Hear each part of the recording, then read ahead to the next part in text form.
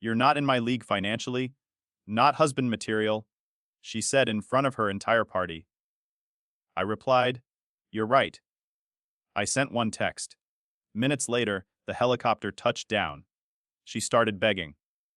That moment, the air thick with the smell of expensive champagne and the cloying scent of lilies, was not the climax.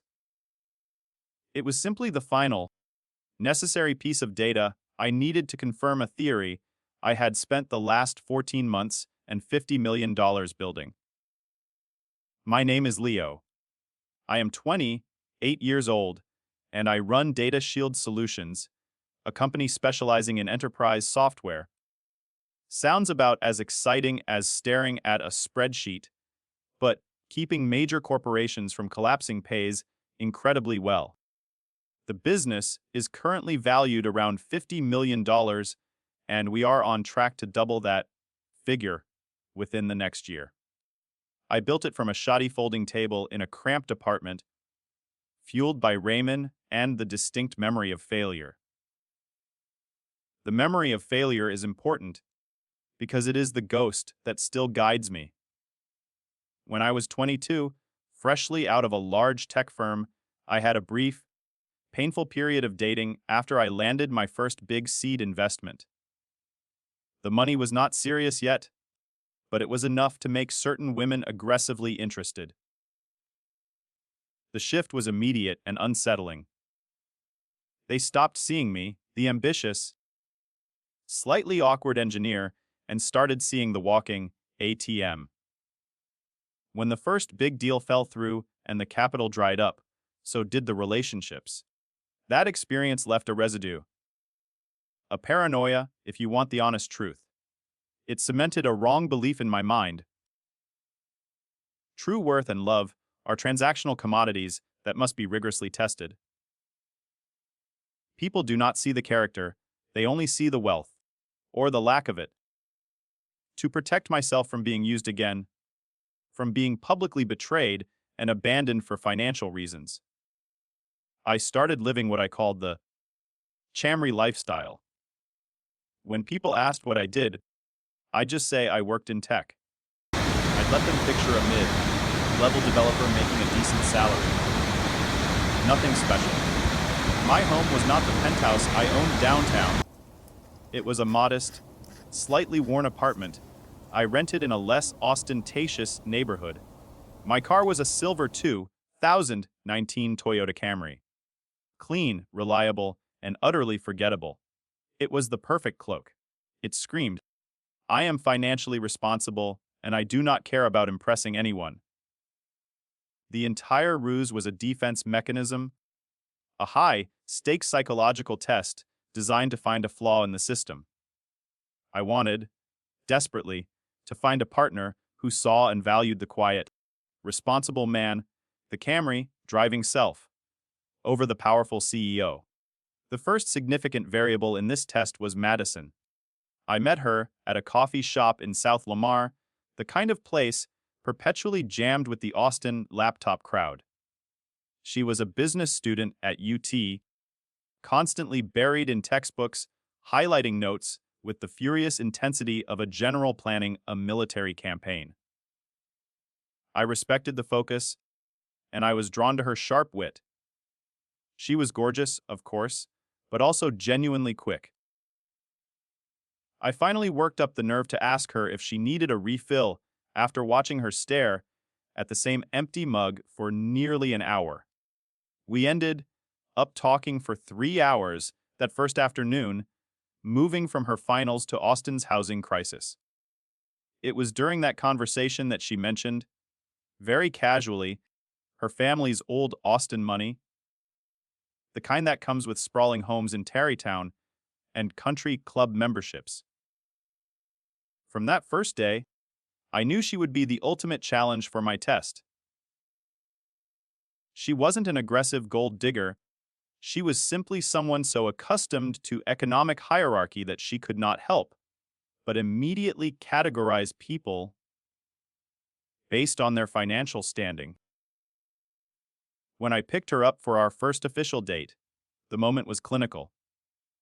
She emerged from her doorman, Serviced West Campus apartment, looking beautiful, and I caught the flicker in her eyes. It was a split second transition from seeing me to seeing the silver Camry parked at the curb, and then back to me, trying to process where I fit in her social structure. I had deliberately left the BMW M5 in my downtown garage. That car screamed money. The Camry whispered mediocrity. Nice car, she said, sliding in. The politeness of the tone told me everything. I took her to a respectable but mid-range Italian place. The check came, and she offered to split it, which I appreciated. But then, as I paid, she did not suggest a place for the next date, a common social cue. She just left the prospect hanging.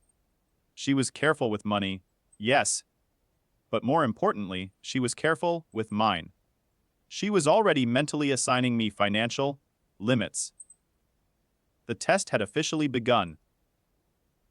I was going to push the fuckhead until it broke, determined to see if she would value me for my character or discard me when the truth of my supposed financial standing became inconvenient. I had to know. The alternative, to be perpetually guarded and always wonder if I was loved for the money, was a life I refused to live. The cost of finding out was worth the price.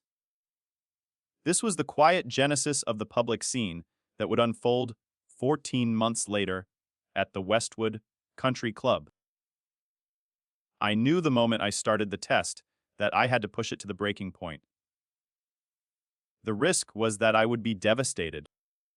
The greater risk was that I would be right. I had to know. The test was officially underway, but it was not a clean, clinical experiment. It was a slow immersion into a world where I was constantly being measured and found wanting. The first weeks of dating Madison quickly established the dynamic. She was attentive, thoughtful, and genuinely interested in my life until money was mentioned. Then, a subtle filter would drop. We were making dinner plans one Friday night, and she suggested a new seafood place near Zilker Park. It's incredible, she said, scrolling through reviews on her phone, then paused abruptly. But it's probably pretty expensive. Maybe we should just stick to that taco place we liked last week. I don't want to burden you with the cost. Burden me with the cost. The implication was clear: she wanted the expensive place, but she did not want to press the limits of the software guy in the Camry. I told her I could handle it, but the moment had already passed. She had created a narrative where I was the financially constrained boyfriend and she was the considerate girlfriend. It was not mean, it was simply the unconscious reflex of someone who grew up sorting people by their economic tier. This dynamic reached its first major test 2 months in, when she invited me to Sunday brunch at her family's home. Not a house, but a genuine compound in Tarrytown, gated, sprawling, with landscaping that required a team of full-time gardeners. The environment was designed to project inherited permanence and effortless wealth. I met her parents, Richard and Catherine. They were polite to a fault, but the distance in their eyes was palpable. I was treated like a pleasant, temporary guest, an interesting but ultimately disposable detail in Madison's life story. They would ask basic questions about my work. Software, that's exciting. Austin is quite the tech hub now. But when I explained that I ran my own company, a small but quickly scaling operation, the polite mask slipped into something colder. Oh, a startup founder, Catherine said, tasting the words like they were a foreign spice. That's ambitious. I hope you have a good runway. Statistically, most of those fold within a few years, don't they? They weren't factually incorrect, but the tone made it clear they saw me as one of the statistics waiting to happen. A young guy with ephemeral dreams and a high failure rate ahead of him. The kind of person their daughter, with her excellent judgment and bright future, would eventually outgrow. They did not even ask the company name. The label startup founder was enough for them to categorize my future as highly volatile. The true gatekeeper, however, was her uncle Garrett Thorne, an investment banker in his early 50s who treated success like a designer uniform.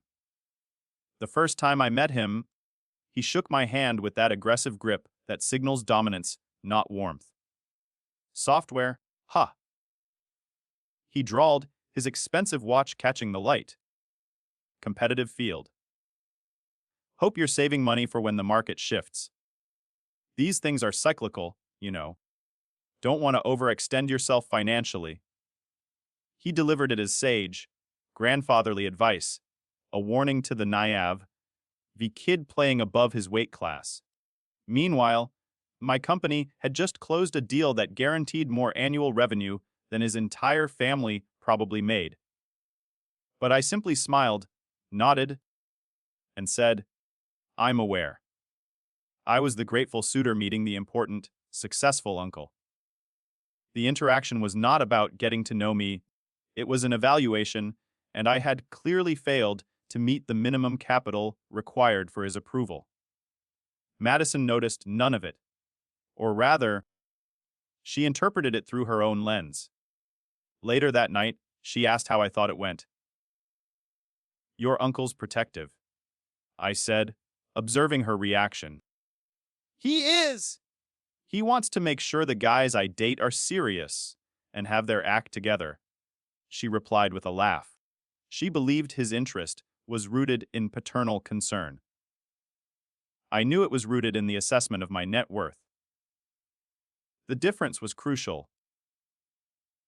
He was not checking if I was good for Madison, he was checking if I was wealthy enough for the family. In his book, the answer was a resounding no. I was a young tech worker dating above his station, and Garrett enjoyed reminding me of that dynamic every chance he got. The constant, subtle psychological pressure was wearing. It justified my deception, but it certainly did not make the relationship easy. I was starting to realize that the person I liked, the smart, quick-witted woman from the coffee shop, was inextricably linked to the social structure I was trying to expose. The test had to continue. I needed definitive, undeniable proof that the surface affection didn't run deeper than the family's economic expectations.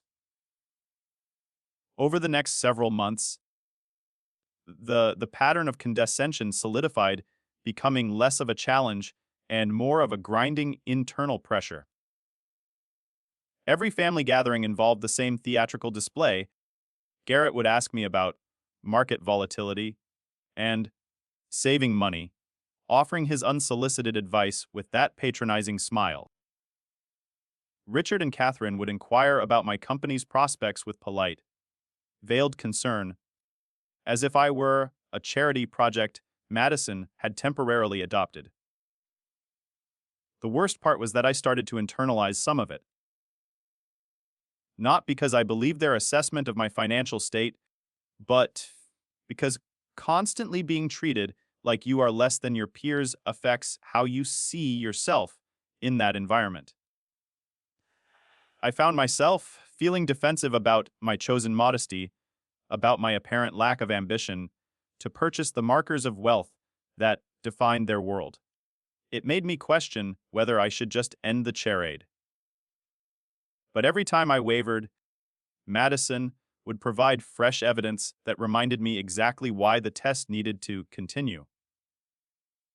One afternoon, Madison wanted to look at new cars, even though her current sedan was perfectly fine. She wanted an upgrade, something that better fit the image she had of herself as an accomplished UT business graduate. We ended up at a BMW dealership. As she examined a 3 Series, the salesman, assuming we were a couple, launched into a pitch about financing options based on 2 incomes. Madison laughed, bright and natural. Oh no, this is just for me. Leo's more of a Camry guy. The way she said it was not malicious, it was merely a statement of fact, like commenting on the weather. She was utterly convinced that I drove a Camry because that's what I could afford, not because I chose to. The salesman, sensing the economic imbalance, smoothly pivoted his entire focus back to her, leaving me standing there next to a car that was inferior to the one I had parked 2 miles away in my downtown garage. The moment was a quiet, internal confirmation that she had placed me firmly in the financially limited category. The condescension turned into something more subtly insulting when we went out with her friends for a birthday dinner downtown. It was a fancy steakhouse, the kind of place where a single side dish costs $50 and the entrees start north of 100. The bill arrived, and everyone began the typical routine of splitting the cost on their phones.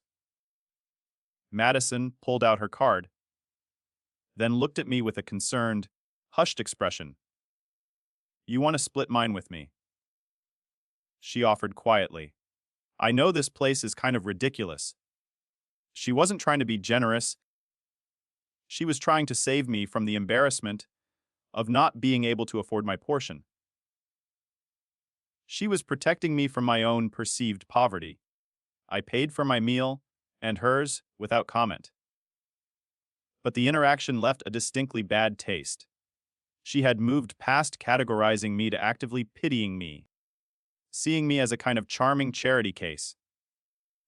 The accumulation of these small, repeated acts began to reveal a larger truth. Madison never explicitly asked about my finances or my company's valuation. She did not have to. She made assumptions based on my car and my lifestyle, and then constructed an entire, limiting narrative around me. I was the decent, practical boyfriend doing his best, and she was the gracious partner dating down. She would joke about needing to find a rich husband to afford certain luxuries, saying it with affection, like she was being considerate of my known limitations. The most telling thing was her comfort with this dynamic. She was not worried that I could not provide the life she was used to, because, deep down, she did not believe the relationship had a future where I had to provide it. I was the practice boyfriend, the placeholder until she found someone who fit the country club expectations and the family's economic standard. I'd hear her on the phone with her mother sometimes, discussing the future in vague but revealing terms. When I get married, not och when we get married. My future kids, not our future kids. These linguistic tells were the final, crucial data points in my test. They proved that, when the truth came out, when she finally saw the CEO worth $50 million, I would know exactly what she had been thinking all along.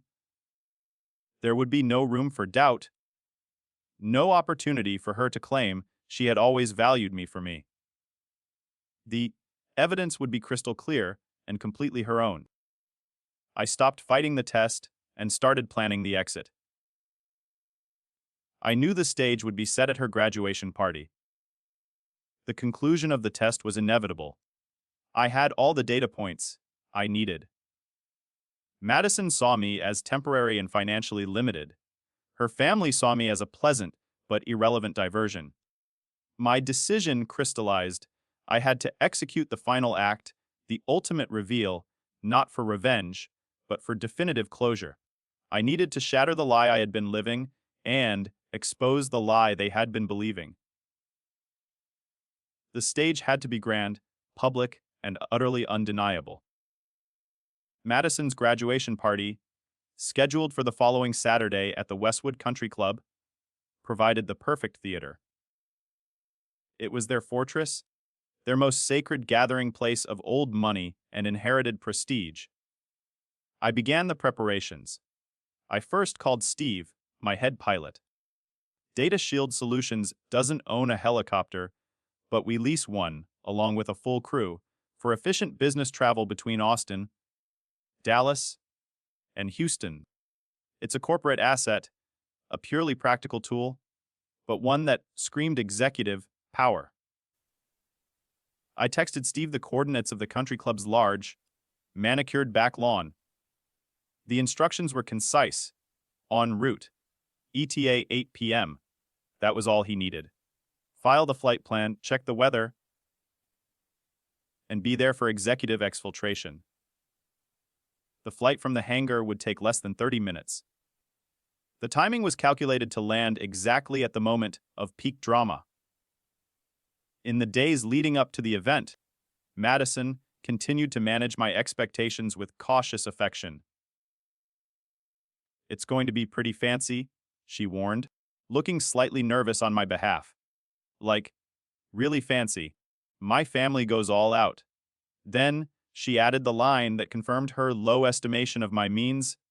"Just, you know, don't feel like you need to go crazy on a gift or anything. Your being there is enough." The gift I had already ordered was a custom jewelry piece that cost substantially more than the total remaining value of the Camry she thought I cherished. It was being shipped to my actual residence, the penthouse downtown, the one I had told her was too small and shared with fictional roommates to keep her from visiting. When I asked about the dress code, she said, "Cocktail attire, but honestly, just wear whatever you have that's nice. No one's going to judge."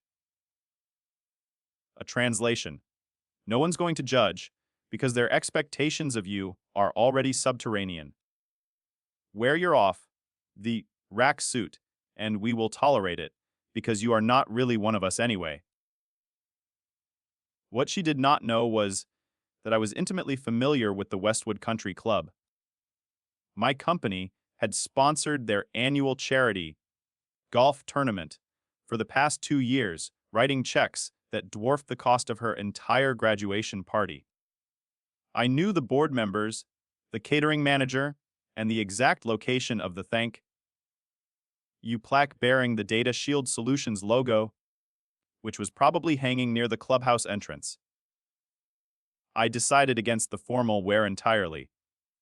I chose dark khakis and a crisp, high, and button-down shirt that looked respectable, but clearly violated the cocktail attire rule. I wanted to be underdressed, exposed, and vulnerable to their immediate judgment. I wanted them to make the easiest, most superficial assessment possible. I was laying the perfect trap. As the day approached, my nervousness faded into a cold, quiet sense of resolve. I had spent 14 months watching them treat me like a fascinating financial underdog, a charming project that would eventually be replaced by someone suitable. I was about to show them that they had been the subjects of the experiment the entire time. I confirmed the final detail with Steve, the exact landing spot, and the exact time, and sealed the deal on my fate.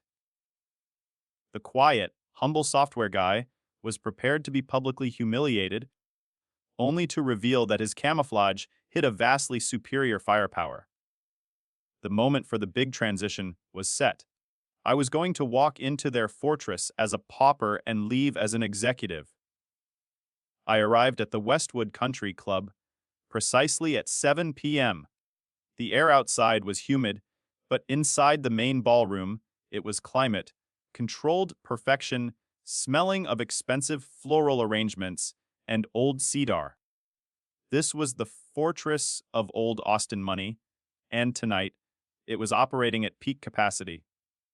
The men wore suits that looked custom, tailored in London.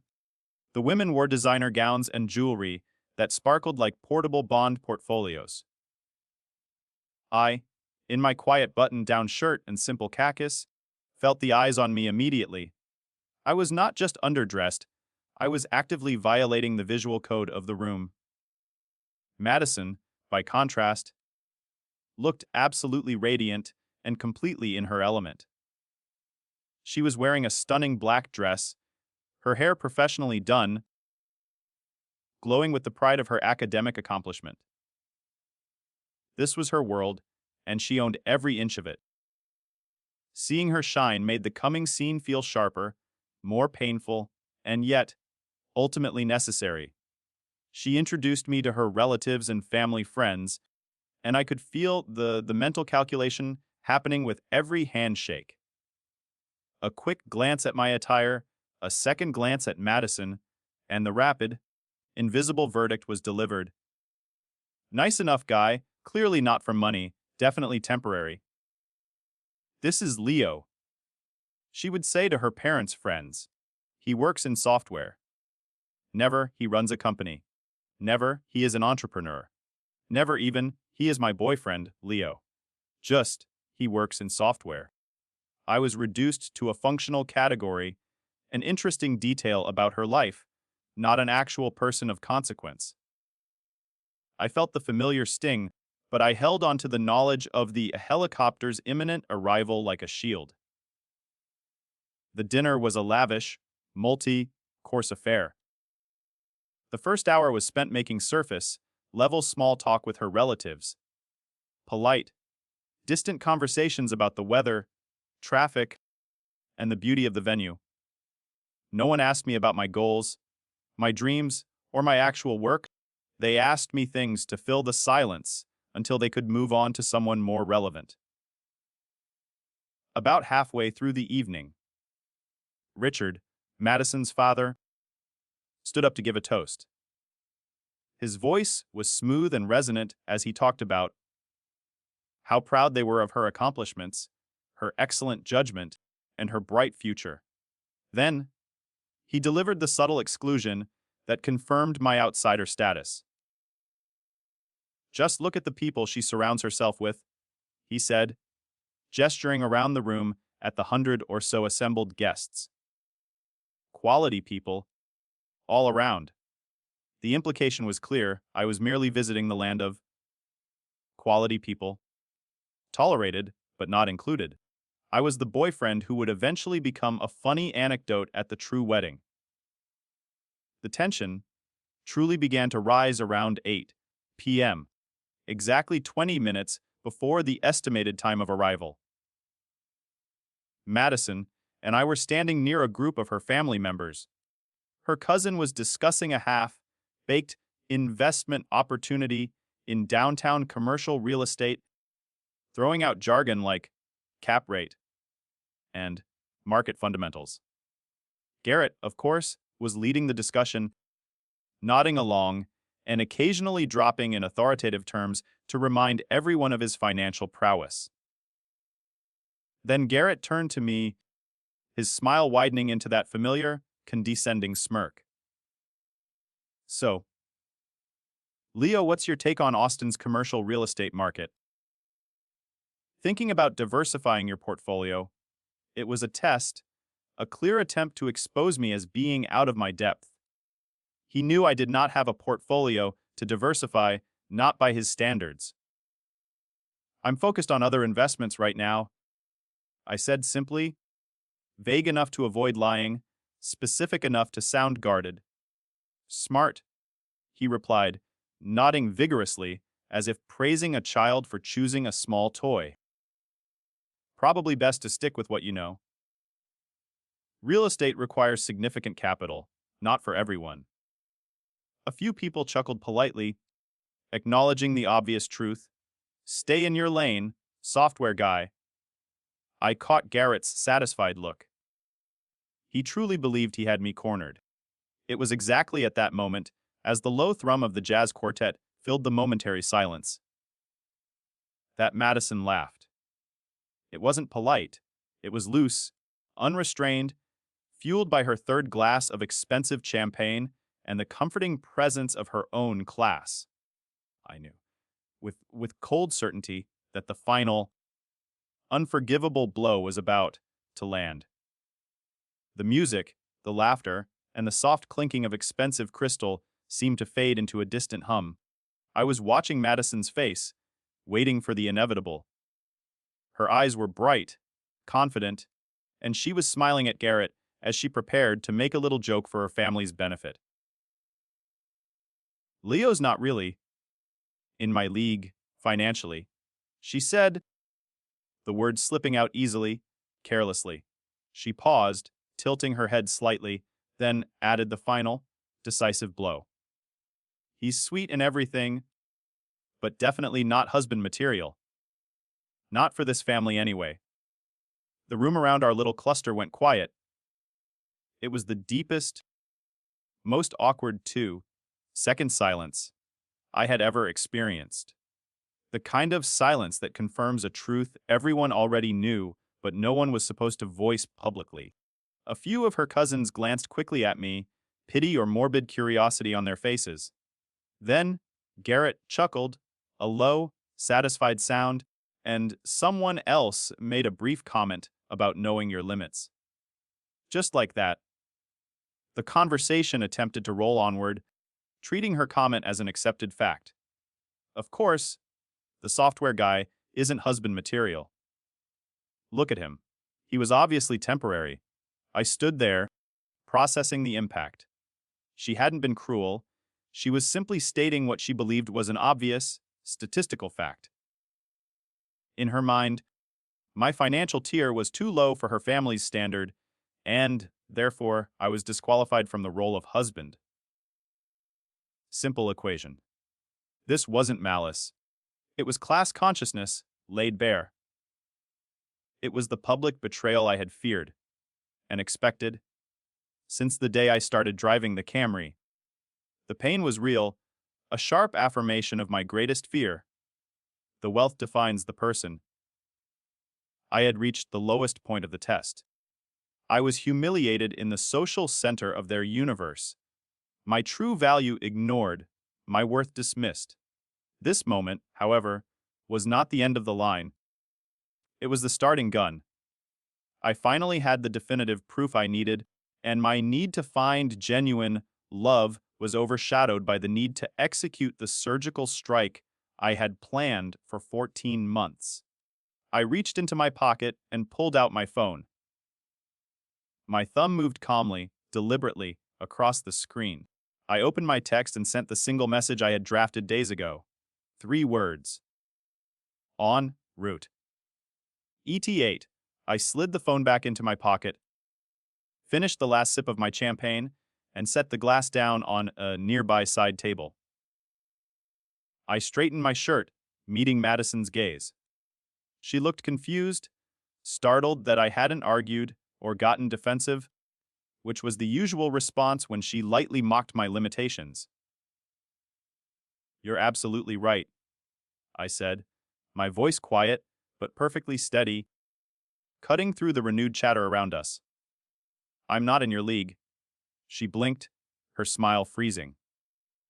Leo, wait. I didn't mean it like that. She stammered, attempting to manage the situation to keep me from making a scene. No. You did? I replied. And that's fine. I appreciate you being honest. I checked the chronograph on my wrist. 1 minute. The conversation had picked up speed again. People were actively pretending they hadn't heard anything, moving to other topics, summer plans, charity events, anything to move past the awkwardness. But I saw Garrett watching me with a satisfied, almost pitying look. He thought I was finally accepting my place. Then, I heard it. Faint at first, a deep, rhythmic thumping that seemed slightly out of place. It was the sound of powerful rotor blades cutting through the air. The sound grew louder, a deep, percussive vibration that traveled through the floor and up the windows. Everyone stopped talking. What is that? Madison's mother, Catherine, asked, looking confused. Guests began moving toward the large floor, to ceiling glass doors overlooking the massive back lawn. The thump, thump, thump grew louder, closer, shaking the crystal on the tables.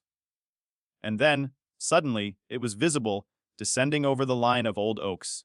A sleek, dark helicopter, not a news chopper, but a corporate executive model. Its landing lights flared bright, against the evening sky as the professional pilot expertly guided it down onto the manicured grass. I unbuttoned my simple shirt jacket, smoothed my collar, and took a deliberate step toward the exit. "That's my ride," I stated, not to anyone in particular, but loud enough for Madison to hear. I turned to look at her face. It had gone utterly blank.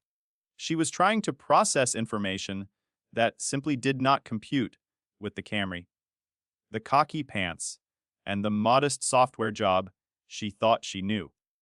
The climax had begun. Madison turned to me, her eyes wide, the effects of the champagne instantly evaporated by shock. "What?" she whispered. "My helicopter." I repeated, my voice calm, the noise of the idling rotors now a dominating, rhythmic beat against the polished windows. "I have a dinner meeting in Houston at 10 o'clock. Figured I'd take the chopper since driving would take too long. Traffic's terrible this time of evening." Her face was utterly blank, her brain visibly struggling to compute. Helicopter. Houston. Dinner meeting. None of it aligned with the image of the Camry driving software guy she had constructed. Garrett stepped forward, his self-assured swagger finally breaking. "You have a helicopter." For the first time since I met him, he sounded genuinely unsure, his voice cracking with disbelief. "I don't personally own it." "No," I clarified. "My company leases one for business travel. It's more efficient than flying commercial when you're moving between cities regularly. I send a text, they file a flight plan. 30 minutes later, I'm in the air." I could see the entire 14 months of our relationship flash across Madison's face as she rapidly contextualized every interaction. Company. Lease. Business travel. Pilots on call. The entire facade of my financial limitations crumbled in real time. "Leo, wait," she stammered, grabbing my arm, her manicured nails digging in slightly. Her voice had gone up an octave. "What is going on? What company? What are you talking about?" "Nothing is going on," I said, gently pulling my arm free. "You just publicly declared that I'm not husband material for your family because I'm not in your league financially." "You're right. I should probably date someone who actually wants to be with me, rather than someone who's slumming it until she finds a richer guy." "That's not what I meant." She insisted, but her voice was weak, laced with sudden, desperate panic. "It's exactly what you meant," I stated, holding her gaze. "And honestly, it's been what you've meant for the past 14 months. Every comment about my practical lifestyle, every suggestion that your family could help my career, every joke about finding a rich husband. I heard all of it loud and clear. By now, the entire party was watching. Conversations had stopped completely. People were gathered at the windows, staring at the corporate helicopter sitting on their manicured lawn, trying to piece together the scene unfolding before them. Garrett pushed through the crowd, his face now a mask of confusion and mounting anger. He was trying desperately to reassert control over the narrative. "Now, hold on. If you've got the kind of money for helicopter transport, why are you driving a Camry and living like you're counting pennies?" "Because I wanted to know who Madison actually was," I replied, addressing him directly. "Turns out she's exactly who she showed me. Someone who measures people by their bank accounts. Someone who thinks a Toyota Camry tells you everything you need to know about a person's worth." I looked at Catherine and Richard, who had stepped forward, faces etched with horrified realization. "I've spent over a year watching you, and your family treat me like I was beneath you. The comments about my car, about my career prospects, about keeping my expectations realistic. Your uncle here telling me to save money for when the market shifts like some entry level employee living paycheck to paycheck. Leo, I think there's been a misunderstanding, Catherine began, her tone now suddenly deferential. No misunderstanding, I corrected. Your daughter just announced to a room full of people that I'm not wealthy enough to marry into this family. She's correct. I'm not, because I wouldn't want to. I turned toward the exit again, the exit that led to the helicopter. Madison grabbed my arm, clinging to me. Leo, please, we need to talk about this. I didn't know. You never told me? How was I supposed to know you were successful? You drove a Toyota! I shouldn't have had to tell you, I said, my voice heavy with disappointment. You should have wanted to be with me either way. That was the whole point. Richard, her father, stepped forward, his voice completely different now, no longer condescending, but desperate, almost pleading. What company do you work for? I don't work for a company, I own one. Data Shield Solutions. We do enterprise software and data infrastructure. Started it 4 years ago in my apartment. We're currently valued at about $50 million, and we just closed a deal with Dell last month that'll probably double that. The silence that followed was absolute. Everyone was staring at me, recalculating their entire understanding of the last 14 months. Data Shield. Garrett repeated the name slowly, his voice weak. You're the founder of Data Shield. We looked at investing in your Series B round. I recommended against it, because the founder was too young and unproven. He looked physically sick, realizing the colossal mistake he had publicly advertised.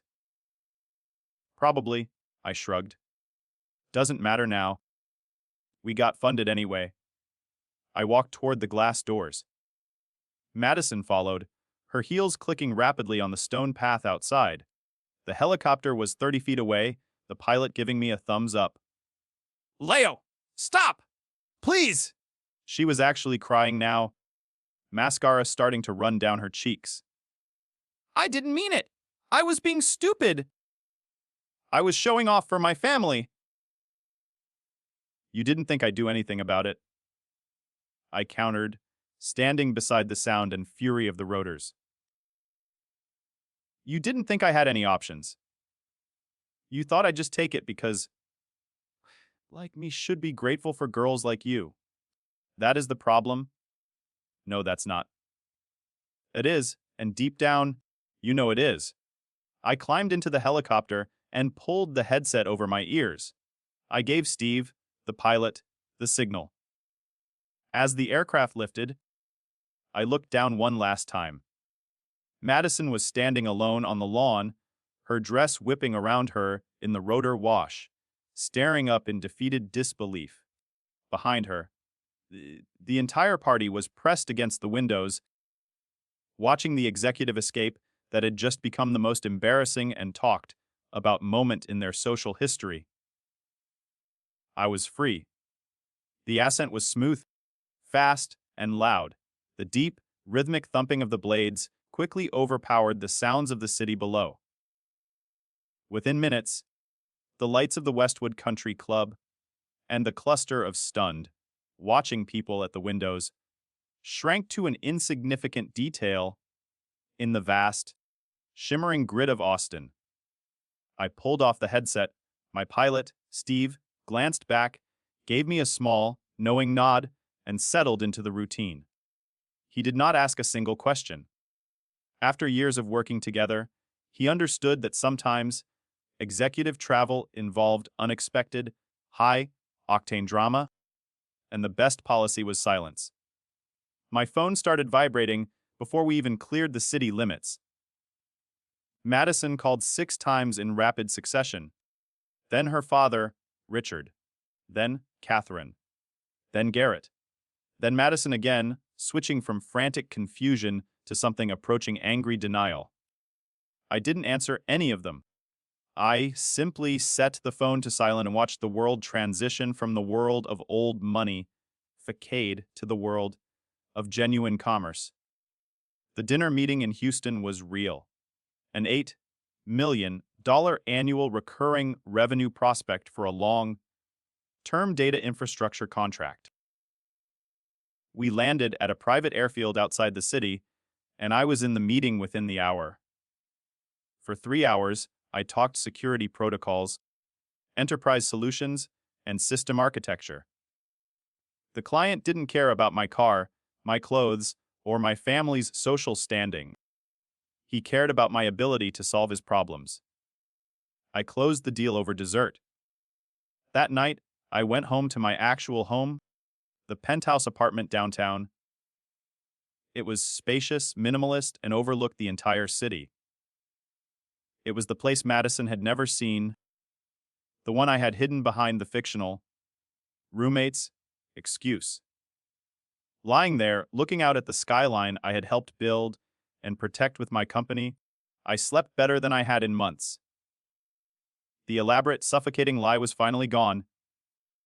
The next morning, I finally looked at the 47 missed calls and 89 text messages. The messages charted the emotional fallout perfectly. Madison's progression from confused apologies to anger about being tricked, then back to desperate, tearful pleas. Her parents wanted to talk about proper introductions. Garrett was suddenly eager to apologize and discuss mutual business interests, treating me as a peer rather than a charity case. The most telling message, and the one that cemented my conviction, came from Catherine. Leo, I hope you can forgive our family's behavior. We'd love to have you for dinner this week to properly welcome you to our circle. Welcome to their circle. After 14 months of polite dismissal, after treating me as an irrelevant, disposable boyfriend, they were now offering me a seat at the table.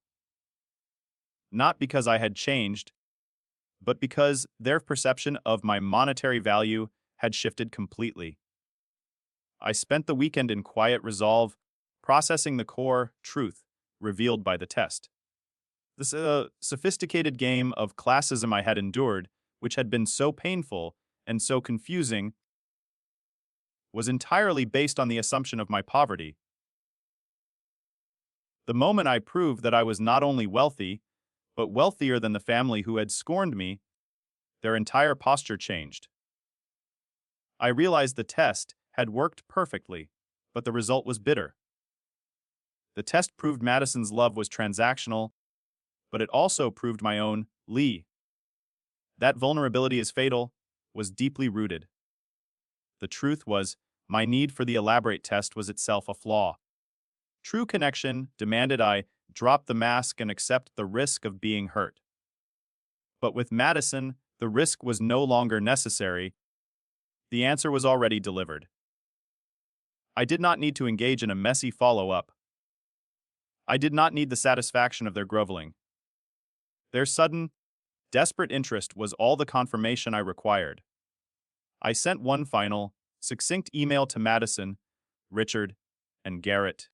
I declined all business opportunities, investment discussions, and social invitations. I stated that the relationship ended the moment my financial status was publicly used to measure my worth, and that the sudden interest shown was only confirmation of the reasons I had left.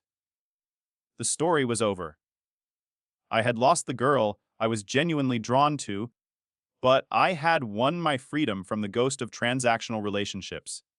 I walked away, not in anger, but in quiet resolve, finally realizing that real success is not about the wealth you acquire, but the respect you refuse to sacrifice.